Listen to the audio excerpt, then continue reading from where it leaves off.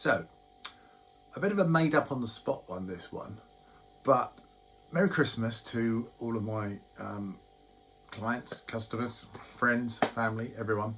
I was thinking, in fact, one of the things I mentioned when I talk about emotions and facial expressions, micro expressions particularly, I talk about surprise as one of them. Obviously, it's one of the main 7 emotions.